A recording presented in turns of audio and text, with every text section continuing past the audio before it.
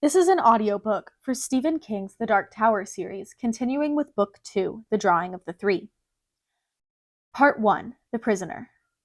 Chapter 3, Contact and Landing. 11. The plane stopped.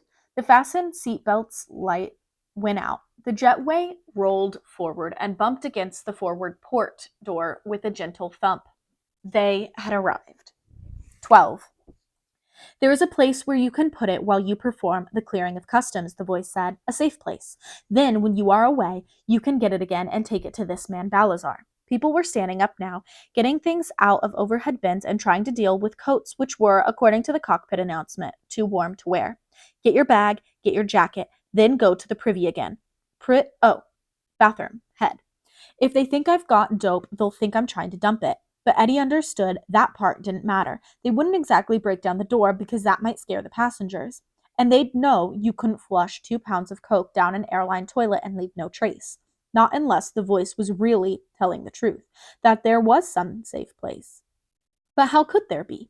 Never mind, damn you. Move. Eddie moved, because he had finally come alive to the situation. He was not seeing all Roland, with his many years of his training of mingled torture and precision, could see, but he could see the faces of the stews, the real faces, the ones behind the smiles and the helpful passing of garment bags and cartons stowed in the forward closet. He could see the way their eyes flicked to him, whiplash quick, again and again.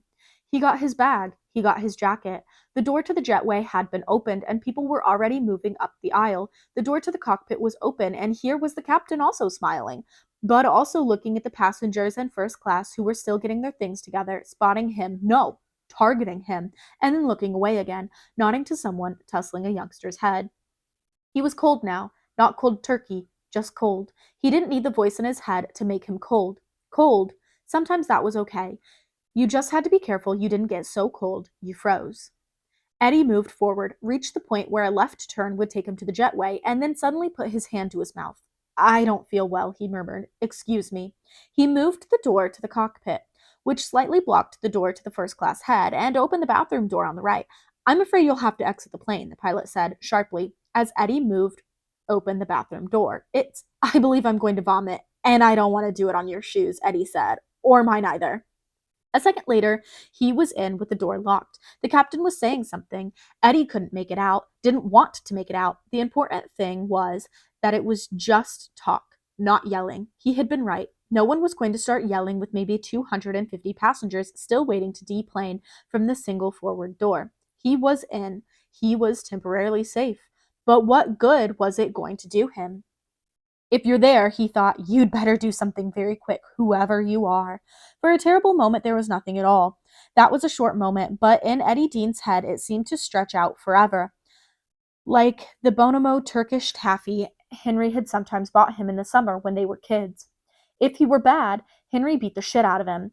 If he were good, Henry bought him Turkish taffy. That was the way Henry handled his heightened responsibilities during summer vacation. God, oh Christ, I imagined it all. Oh Jesus, how crazy could I have been? Get ready, a grim voice said. I can't do it alone. I can come forward, but I can't make you come through. You have to do it with me. Turn around.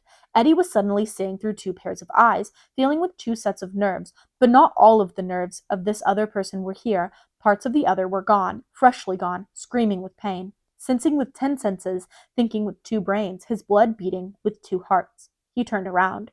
There was a hole in the side of the bathroom, a hole that looked like a doorway.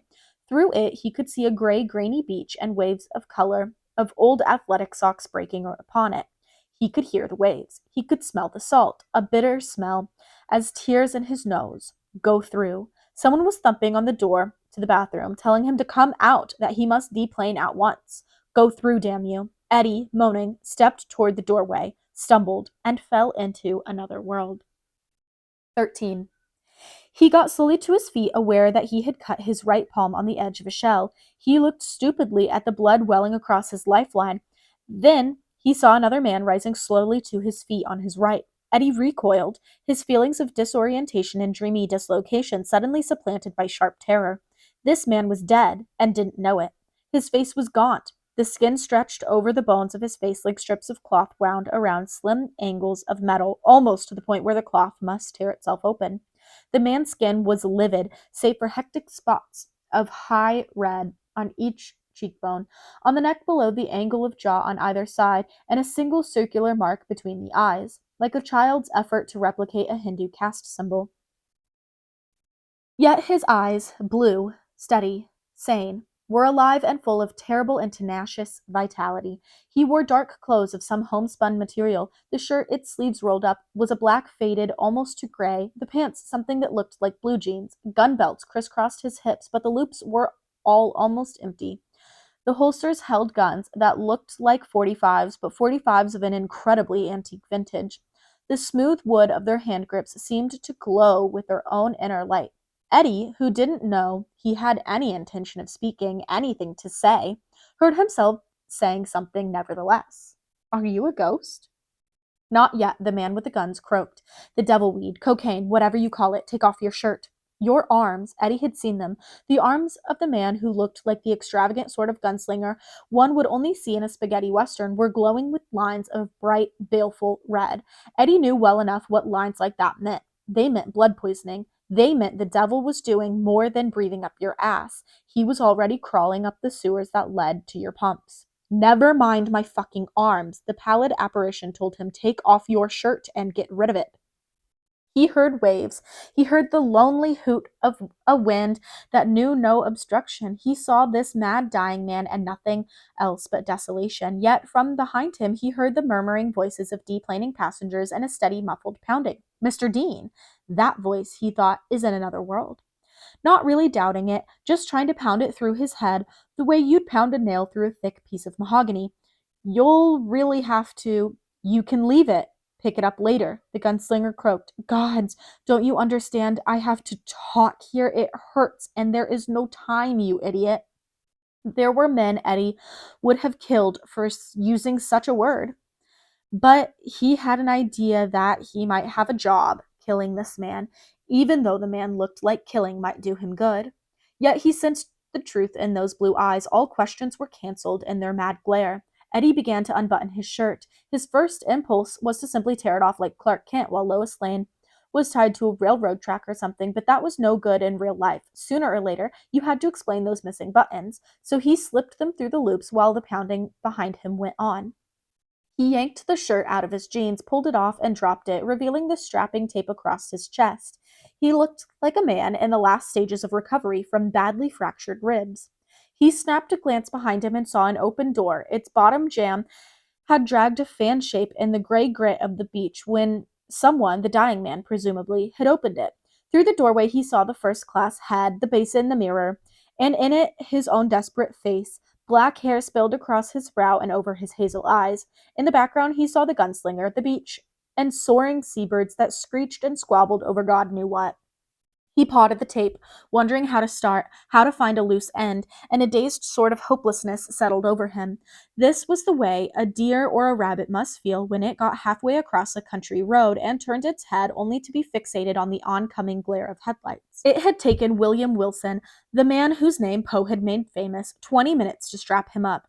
They would have the door to the first-class bathroom open in 5, 7 at most. "I can't get this shit off," he told the swaying man in front of him. "I don't know who you are or where I am, but I'm telling you there's too much tape and too little time."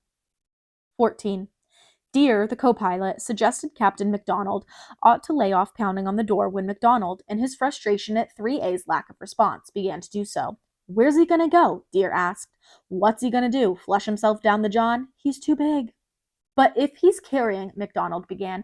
Deere, who had himself used cocaine on more than a few occasions, said, "If he's carrying heavy. He can't get rid of it." "Turn off the water," McDonald snapped suddenly. "Already have," the navigator, who had also tooted more than his flute on occasion, said, "but I don't think it matters. You can dissolve what goes into the holding tanks, but you can't make it not there." They were clustered around the bathroom door with its occupied sign glowing cheerily, all of them speaking in low tones. The DEA guys drain it, draw off a sample, and the guys hung. "He could always say someone came in before him and dumped it," McDonald replied. His voice was a gaining a raw edge. He didn't want to be talking about this. He wanted to be doing something about this, even though he was acutely aware that the geese were still filing out, many looking with more than ordinary curiosity at the flight deck crew and stewardesses gathered around the bathroom door. For their part, the crew were acutely aware that an act that was, well, overly overt could provoke the terrorist boogeyman that now lurked in the back of every air traveler's mind. MacDonald knew his navigator and flight engineer were right. He knew that the stuff was apt to be in plastic bags with the scuzzball's prints on them, and yet he felt alarm bells going off in his mind. Something was not right about this. Something inside of him kept screaming, fast one, as if the fellow from 3A were a riverboat gambler. With palmed aces, he was all ready to play. He's not trying to flush the John, Susie Douglas said. He's not even trying to run the basin faucets. We'd hear them sucking air if he was. I hear something, but leave, MacDonald said curtly. His eyes flicked to Jane Dorning. You two will take care of this. Jane turned to go, cheeks burning. Susie said quietly, Jane bird-dogged him, and I spotted the bulges under his shirt. I think we'll stay, Captain MacDonald. If you want to bring charges of insubordination, you can, but I want you to remember that you may be raping the hell out of what could be a really big DEA bust. Their eyes locked, flint sparking off steel. Susie said, I've flown with you 70, 80 times, Mac. I'm trying to be your friend. MacDonald looked at her for a moment longer, then nodded. Stay then, but I want both of you to step back toward the cockpit. He stood on his toes, looked back, and saw the end of the line now just emerging from tourist class into business. 2 minutes, maybe 3. He turned on the gate agent at the mouth of the hatch, who was watching them closely. He must have sensed some sort of problem because he had unholstered his walkie-talkie and was holding it in his hand. Tell him I want customs agents up here, MacDonald said quietly to the navigator. 3 or 4, armed, now. The navigator made his way through the line of passengers, excusing himself with an easy grin, and spoke quietly to the gate agent, who raised his walkie-talkie to his mouth and spoke quietly into it. MacDonald, who had never put anything stronger than aspirin into his system in his entire life, and that only rarely, turned to Deer. His lips were pressed into a thin white line like a scar. As soon as the last of the passengers are off, we're breaking that shithouse door open, he said. I don't care if customs is here or not. Do you understand? Roger, Deer said, and watched the tail of the line make its way into first class. 15. Get my knife, the gunslinger said. It's in my purse. He gestured toward a cracked leather bag lying on the sand. It looked more like a big pap sack than a purse. The kind of thing you would expect to see hippies carrying as they made their way along the Appalachian Trail, getting high on nature and maybe a bomber joint every now and then. Except this looked like the real thing, not just a prop for some airhead self-image, something that had done years and years of hard, maybe desperate, traveling. Gestured, but did not point. Couldn't point. Eddie realized why the man had a swatch of dirty shirting wrapped around his right hand. Some of his fingers were gone. Get it, he said. Cut through the tape. Try not to cut yourself. It's easy to do. You'll have to be careful, but you'll have to move fast just the same. There isn't much time. I know that, Eddie said, and knelt on the sand. None of this was real. That was it. That was the answer. As Henry Dean, the great sage and eminent junkie, would have put it. Flip-flop, hippity-hop, off of your rocker and over the top. Life's a fiction and the world's a lie, so put on some credence and let's get high. None of it was real. It was all just an extraordinarily vivid nodder, so the best thing was just to ride low and go with the flow. It sure was a vivid nodder. He was reaching for the zipper, or maybe it would be a Velcro strip, on the man's purse when he saw that it was held together by a crisscross pattern of rawhide thongs, some of which had broken and been carefully reknotted small enough so that they would still slide through the grommeted eyelets. Eddie pulled the drag knot at the top, spread the bag's opening, and found the knife beneath a slightly damp package that was the piece of shirting tied around the bullets. Just the handle was enough to take his breath away. It was the true mellow gray white of pure silver, engraved with a complex series of patterns that caught the eye, drew it. Pain exploded in his ear, roared across his head, and momentarily puffed a red cloud across his vision. He fell clumsily over the open purse, struck the sand, and looked up at the pale man in the cut-down boots. This was no nodder. The blue eyes blazing from that dying face were the eyes of all truth. Admire it later, prisoner, the gunslinger said. For now, just use it. He could feel his ear throbbing, swelling. Why do you keep calling me that? Cut the tape. the gunslinger said grimly. If they break into yon privy while you're still over here, I've got a feeling you're going to be here for a very long time, and with a corpse for company before long. Eddie pulled the knife out of the scabbard. Not old, more than ancient.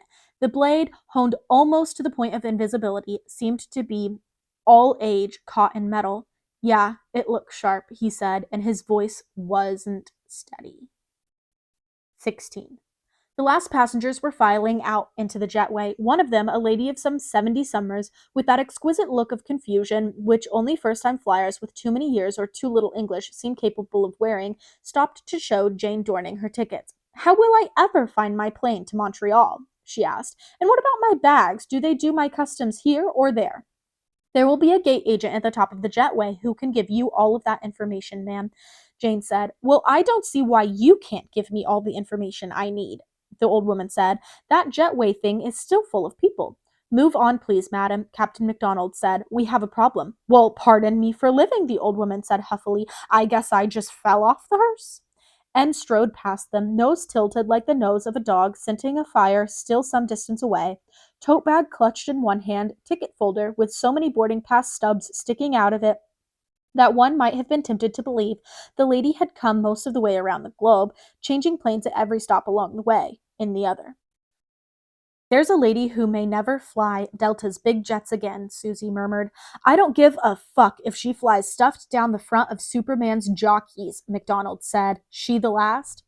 Jane darted past them, glanced at the seats in business class, then poked her head into the main cabin. It was deserted. She came back and reported the plane empty. MacDonald turned to the jetway and saw two uniformed customs agents fighting their way through the crowd, excusing themselves, but not bothering to look back at the people they jostled aside. The last of these was the old lady, who dropped her ticket folder. Papers flew and fluttered everywhere, and she shrilled after them like an angry crow. "Okay," MacDonald said, "you guys stop right there. Sir, we're federal customs officers." "That's right, and I requested you, and I'm glad you came so fast. Now you just stand right there, because this is my plane, and that guy in there is one of my geese. Once he's off the plane and into the jetway, he's your goose, and you can cook him any way you want." He nodded to Deer. "I'm going to give this son of a bitch one more chance, and then we're going to break the door in." "Okay by me," Deer said. MacDonald whacked on the bathroom door with the heel of his hand and yelled, "Come on out, my friend. I'm done asking." There was no answer. "Okay," MacDonald said. "Let's do it." 17. Dimly, Eddie heard an old woman say, "Well, pardon me for living. I guess I just fell off the hearse." He had parted half the strapping tape. When the old woman spoke, his hand jerked a little and he saw a trickle of blood run down his belly. "Shit," Eddie said. "It can't be helped now," the gunslinger said in his hoarse voice. "Finish the job, or does the sight of blood make you sick?" "Only when it's my own," Eddie said. The tape had started just above his belly. The higher he cut, the harder it got to see. He got another 3 inches or so and almost cut himself again when he heard MacDonald speaking to the customs agents. "Okay, you guys stop right there. I can finish and maybe cut myself wide open, or you can try," Eddie said. "I can't see what I'm doing. My fucking chin's in the way." The gunslinger took the knife in his left hand. The hand was shaking. Watching that blade, honed to a suicidal sharpness, shaking like that made Eddie extremely nervous. "Maybe I better chance it myself." "Wait." The gunslinger stared fixedly at his left hand. Eddie didn't exactly disbelieve in telepathy, but he had never exactly believed in it either. Nevertheless, he felt something now, something as real and palpable as heat baking out of an oven. After a few seconds, he realized what it was, the gathering of this strange man's will. How the hell can he be dying if I can feel the force of him that strongly? The shaking hand began to steady down. Soon it was barely shivering. After no more than 10 seconds, it was as solid as a rock. "Now," the gunslinger said. He took a step forward, raised the knife, and Eddie felt something else baking off him. Rancid fever. "Are you left-handed?" Eddie asked. "No," the gunslinger said. "Oh, Jesus," Eddie said, and decided he might feel better if he closed his eyes for a moment. He heard the harsh whisper of the masking tape parting. "There," the gunslinger said, stepping back. "Now pull it off as far as you can. I'll get the back." No polite little knocks on the bathroom door now. This was a hammering fist. The passengers are out, Eddie thought. No more Mr. Nice Guy. Oh, shit. "Come on out, my friend. I'm done asking." "Yank it," the gunslinger growled. Eddie grabbed a thick tab of strapping tape in each hand and yanked as hard as he could. It hurt like hell. Stop belly aching, he thought. Things could be worse. You could be hairy-chested like Henry. He looked down and saw a red band of irritated skin about 7 inches wide across his sternum. Just above the solar plexus was the place where he had poked himself. Blood welled in a dimple and ran down to his navel in a scarlet runnel. Beneath his armpits, the bags of dope now dangled like badly tied saddlebags. Okay, the muffled voice beyond the bathroom door said to someone else. Let's do. Eddie lost the rest of it in the unexpected riptide of pain across his back as the gunslinger unceremoniously tore the rest of the girdle from him. He bit down on a scream. Put your shirt on, the gunslinger said. His face, which Eddie had thought as pallid as the face of a living man could become, was now the color of ancient ashes. He held the girdle of tape, now sticking to itself in a meaningless tangle, the bags of white stuff looking like strange cocoons, in his left hand, then tossed it aside. Eddie saw fresh blood seeping through the makeshift bandage on the gunslinger's right hand. Do it fast. There was a thudding sound. This wasn't someone pounding for admittance. Eddie looked up in time to see the bathroom door shutter, to see the lights in there flicker. They were trying to break it in. He picked his shirt up with his fingers that suddenly seemed too large, too clumsy. The left sleeve was turned inside out. He tried to stuff it back through the hole, got his hand stuck for a moment, then yanked it out so hard he pulled the sleeve back again with it. Thud. The bathroom door shivered again. Gods, how can you be so clumsy? The gunslinger moaned and rammed his own fist into the left sleeve of Eddie's shirt. Eddie grabbed the cuff as the gunslinger pulled back. Now, the gunslinger held the shirt for him as a butler might hold a coat for his master. Eddie put it on and groped for the lowest button. Not yet, the gunslinger barked, and tore another piece away from his own diminishing shirt. Wipe your gut. Eddie did the best he could. The dimple where the knife had actually pierced his skin was still welling blood. The blade was sharp, all right, sharp enough. He dropped the bloody wad of the gunslinger's shirt on the sand and buttoned his shirt. Thud. This time the door did more than shudder. It buckled in its frame. Looking through the doorway on the beach, Eddie saw the bottle of liquid soap fall from where it had been standing beside the basin. It landed on his zipper bag. He had meant to stuff his shirt, which was now buttoned, and buttoned straight for a wonder, into his pants. Suddenly, a better idea struck him. He unbuckled his belt instead. There's no time for that. The gunslinger realized he was trying to scream and was unable. That door's only got one hit left in it. I know what I'm doing, Eddie said, hoping he did, and stepped back through the doorway between the worlds, unsnapping his jeans and raking the zipper down as he went. After one desperate, despairing moment, the gunslinger followed him, physical and full of hot physical ache. At one moment, nothing but cool caught in Eddie's head the next. 18. One more, MacDonald said grimly, and Deere nodded. Now that all the passengers were out of the jetway as well as the plane itself, the customs agents had drawn their weapons. Now, the two men drove forward and hit the door together. It flew open, a chunk of it hanging for a moment from the lock and then dropping to the floor. And there sat Mr. 3A with his pants around his knees and the tails of his faded paisley shirt concealing, barely, his jack handle. Well, it sure does look like we caught him in the act, Captain MacDonald thought wearily. Only trouble is, the act we caught him in wasn't against the law, last I heard. Suddenly, he could feel the throb in his shoulders where he had hit the door. What, 3 times? 4? Out loud, he barked. What in hell's name are you doing in there, mister? Well, I was taking a crap, 3A said. But if all you guys got a bad problem, I guess I could wipe myself in the terminal. And I suppose you didn't hear us, smart guy. Couldn't reach the door. 3A put out his hand to demonstrate, and although the door was now hanging askew against the wall to his left, MacDonald could see his point. I suppose I could have gotten up, but I, had a desperate situation on my hands. Except it wasn't exactly on my hands, if you get my drift, nor did I want it on my hands, if you catch my further drift. 3A smiled, a winning, slightly daffy smile, which looked to Captain MacDonald approximately as real as a $9 bill. Listening to him, you'd think no one had ever taught him the simple trick of leaning forward. Get up, MacDonald said. Be happy to if you could just move the ladies back a little, 3A smiled charmingly. I know it's outdated in this day and age, but I can't help it. I'm modest. Fact is, I've got a lot to be modest about. He held up his left hand, thumb, and forefinger roughly half an inch apart and winked at Jane Dorning, who blushed bright red and immediately disappeared up the jetway, closely followed by Susie.